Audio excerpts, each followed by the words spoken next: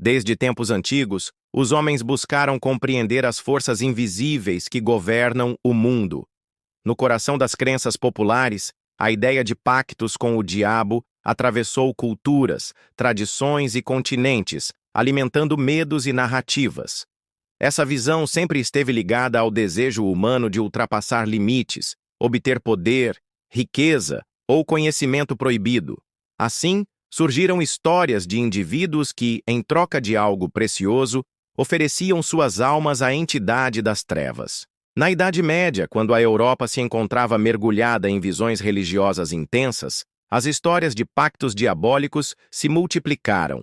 A Igreja via no demônio a explicação para a rebeldia, para o saber considerado herético e até para infortúnios naturais. Dessa forma, qualquer sucesso incomum podia ser interpretado como um acordo com o inimigo de Deus. O exemplo mais célebre dessa tradição surgiu com a figura do Dr. Fausto, personagem inspirado em homens reais acusados de buscar conhecimento proibido. Diziam que ele invocara o diabo para obter sabedoria ilimitada, prazeres carnais e riqueza. Em troca, entregara sua alma, condenando-se a tormentos eternos. A história de Fausto se transformou em peça teatral, depois em lenda literária, atravessando os séculos como símbolo do preço da ambição humana. Além da literatura, tribunais eclesiásticos registraram inúmeras confissões, muitas vezes obtidas sob tortura, de pessoas que admitiam ter feito pactos com o diabo. Homens simples, mulheres acusadas de feitiçaria e até nobres foram levados ao fogo por supostamente assinarem contratos infernais. Essas confissões alimentaram o imaginário coletivo, fazendo do pacto uma verdade incontestável para multidões aterrorizadas. Na Espanha da Inquisição, monges relatavam encontros de bruxas em sabás noturnos, nos quais o diabo aparecia em formas animalescas. Nessas assembleias sombrias, os pactos eram confirmados, muitas vezes com sangue, e os fiéis das trevas recebiam em troca favores, como a cura de doenças ou a promessa de vingança contra inimigos. Já em terras germânicas, acreditava-se que músicos itinerantes e poetas muitas vezes buscavam inspiração em entidades malignas. A lenda dizia que alguns violinistas, ao alcançarem habilidades sobrenaturais, só poderiam ter feito acordo com o príncipe das sombras. O talento além do humano era suspeito, e o pacto se tornava a explicação mais convincente para feitos extraordinários. Na França, o caso de Urbain Grandier, um padre acusado de bruxaria, marcou a história.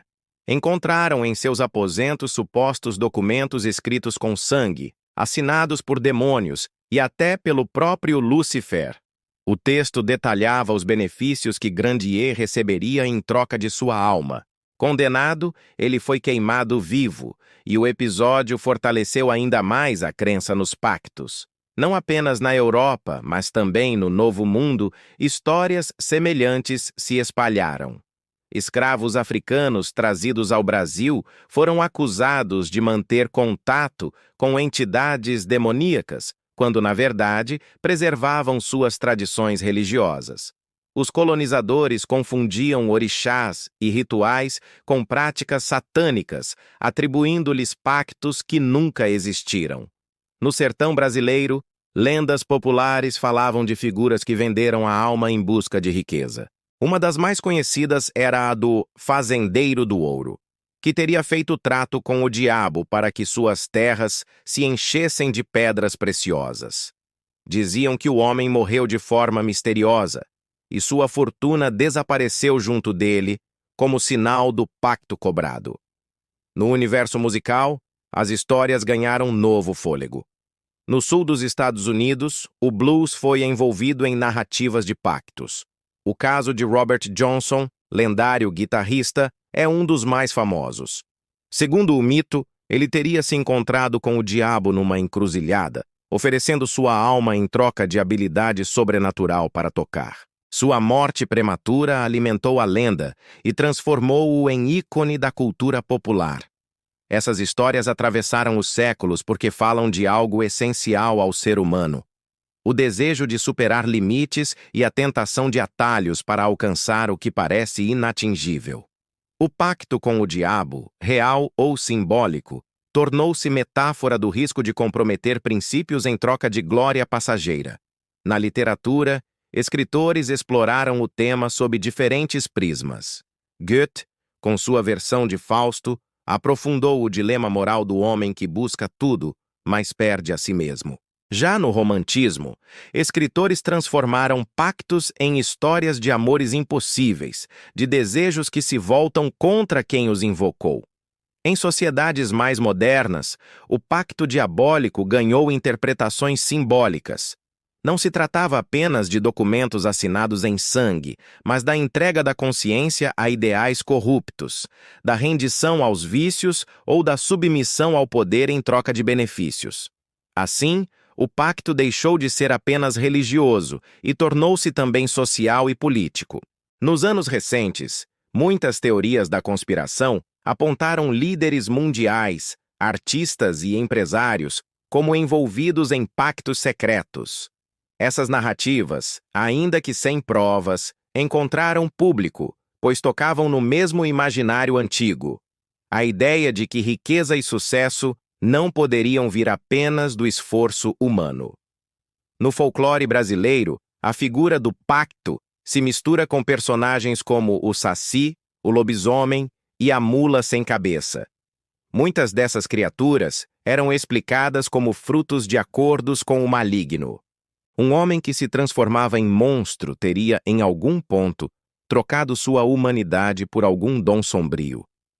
As histórias sobre pactos também refletiam o medo das comunidades diante do inexplicável. Quando alguém enriquecia de repente, dizia-se que havia vendido a alma. Quando um jovem mostrava talento descomunal, era suspeito de práticas diabólicas. O pacto se tornava a narrativa para aquilo que fugia do controle racional. No Renascimento, período de intensa busca por conhecimento, alquimistas eram frequentemente acusados de manter contato com forças obscuras. Seus experimentos, incompreendidos pela maioria, geravam rumores de que a pedra filosofal só poderia ser obtida com a ajuda do diabo. A própria prática da magia cerimonial, em suas versões ocultistas, carregava consigo o estigma de pacto. Textos antigos descreviam rituais em que o mago invocava entidades para negociar poder e conhecimento. Ainda que muitos desses registros fossem simbólicos, a imaginação popular os interpretava como pactos literais. Ao longo da história, o pacto com o diabo se transformou em uma lente para enxergar a luta entre ambição e moralidade. Ele simboliza não apenas o medo do inferno, mas a angústia de escolher caminhos que podem levar à perdição. Essa ambiguidade explica por que as histórias nunca perderam força. No Brasil rural, até hoje persistem narrativas de músicos que vão a encruzilhadas para fazer acordos. O som da viola ou da sanfona, quando tocado com maestria sobrenatural, é associado ao aprendizado concedido pelo tinhoso. Essa crença mantém viva a ligação entre cultura popular e mito. A figura do diabo, nesses contextos, assume múltiplas formas. Às vezes surge como cavaleiro elegante, outras como animal grotesco, sempre disposto a negociar.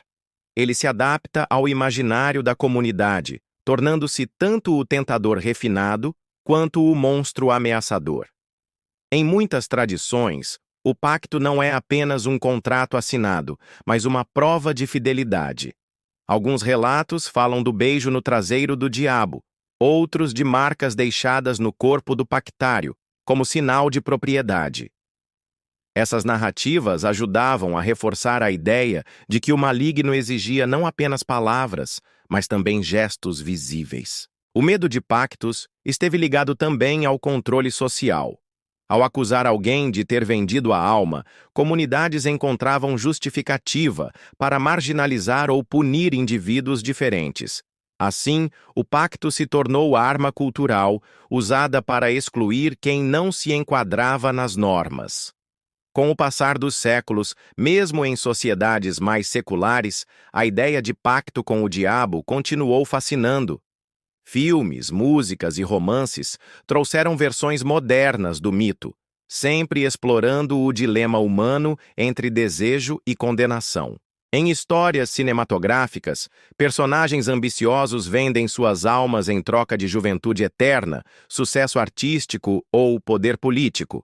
A cada vez, o desfecho mostra que o preço é maior do que se podia imaginar. O mito, portanto, se atualiza, mas mantém sua essência moralizante. Seja no campo religioso, cultural ou artístico, os pactos com o diabo se enraizaram no imaginário, porque traduzem um medo universal, o de perder a alma em troca de ilusões.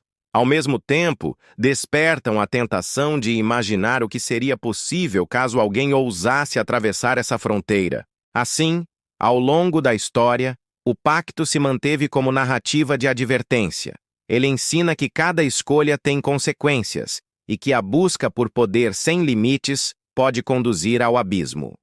O diabo, nessa perspectiva, não é apenas figura externa, mas também metáfora do desejo humano que consome a si mesmo.